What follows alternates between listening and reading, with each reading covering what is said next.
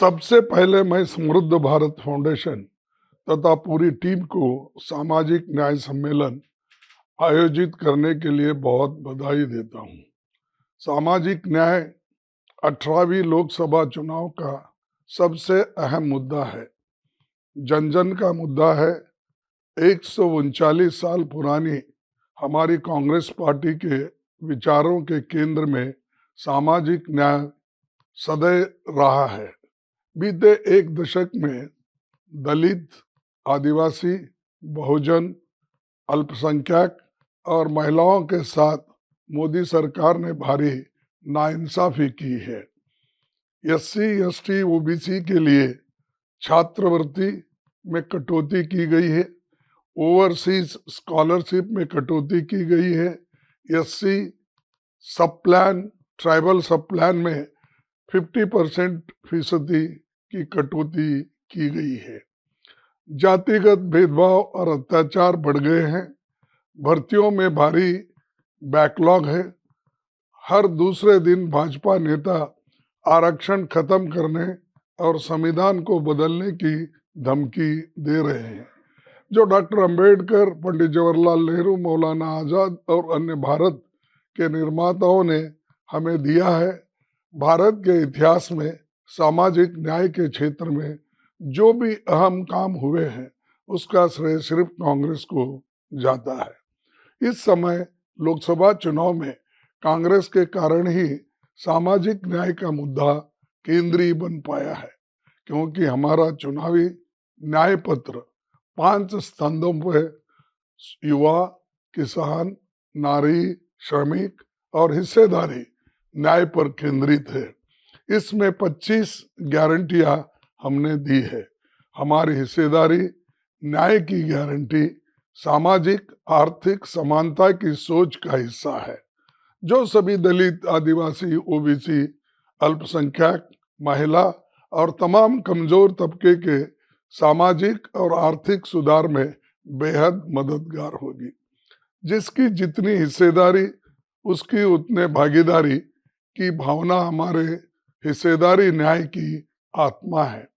इसमें हम एक व्यापक सामाजिक, आर्थिक, जाति जनगणना करार कर सभी जाति, उपजाति और समुदायों की आबादी, उनकी सामाजिक आर्थिक दशा, राष्ट्रीय संसाधन में उसकी हिस्सेदारी और गवर्नेंस से जुड़े संस्थानों में उनके प्रतिनिधित्व को जानेंगे।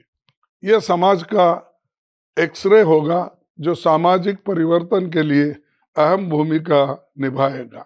हम एससी और एसटी के स्पेशल कंपोनेंट प्लान को पुनर्जीवित करेंगे और जल, जंगल, जमीन का कानूनी हक भी देंगे। हम फॉरेस्ट कंजर्वेशन अमेंडमेंट एक्ट और भूमि अधिग्रहण अधिनियम के सभी ऐसे संशोधनों के वापस लेंगे जो कि आदिवासी विरोधी है। आदिवासी भाई बहनों को सेल्फ गवर्नेंस और उनके सांस्कृतिक अधिकारों की सुरक्षा की गारंटी देंगे। हम जो वायदा करते हैं वो पूरा करते हैं। इसका इतिहास रहा है। यूपीए सरकार द्वारा लागू मनरेगा, आरटीई और RTI, right to food security, वनाधिकार, रेडी पटरी वालों के अधिकार इसके गवाह है। पिछले 10 सालों में मोदी सरकार ने ऐसा एक भी काम नहीं किया। उनकी एकमात्र उपलब्धि चंद मित्रों को अमीर बनाने हैं। मोदी सरकार के नीतियों की ये वजह से असमानता की खाई और गहरी हो गई है। कमजोर तबकों की हालत इन 10 सालों में बद से बदतर हुई है। हमारे विचारों के केंद्र में गांधी जी, डॉक्टर बाबा साहब अम्बेडकर, पंडित जवाहरलाल नेहरू का विजन रहा है। गांधी जी ने कहा था कि मैं ऐसे भारत के निर्माण की कोशिश करूंगा जिसमें गरीब से गरीब आदमी भी महसूस करेगा कि ये उनका देश है। इसमें उनकी आवाज का महत्व होगा। ऊंच नीच का भेद नहीं होगा। स्त्रियों को भी पुरुषों को जैसे अधिकार हासिल होंगे। इस विजन के साथ हमारे संविधान में समानता का अधिकार दिया गया है, अवसर की समानता से लेकर जीविका का अधिकार दिया गया है। एससी, एसटी, ओबीसी, अल्पसंख्यकों को और दूसरे कमजोर तबकों के समान अवसर मिले और महिलाओं को समान अवसर मिले।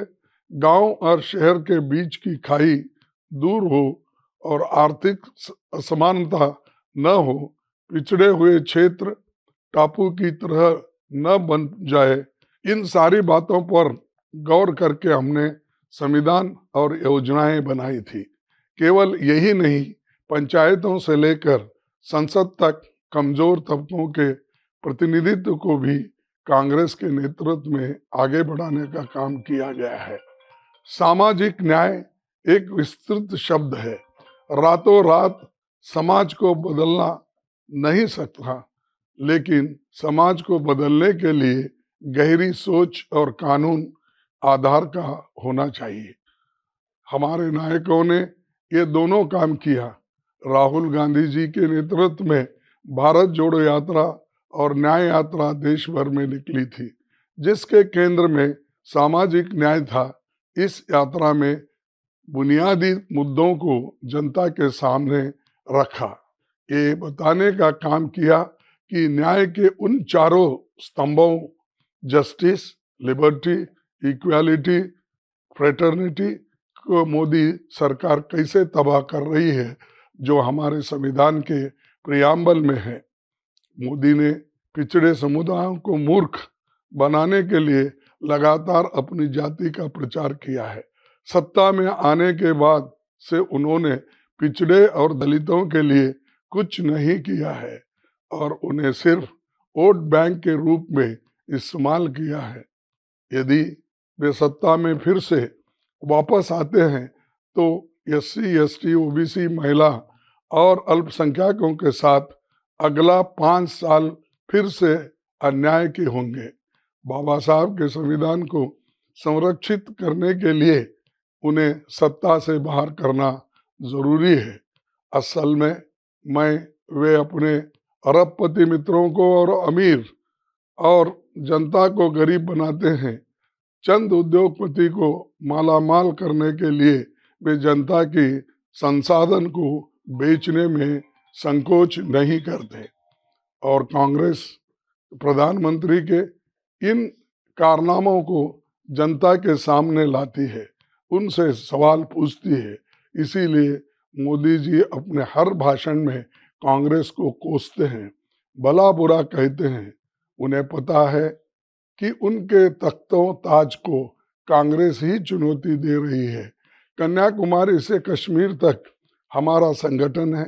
अपने विचारों की ताकत पर कांग्रेस कायम है।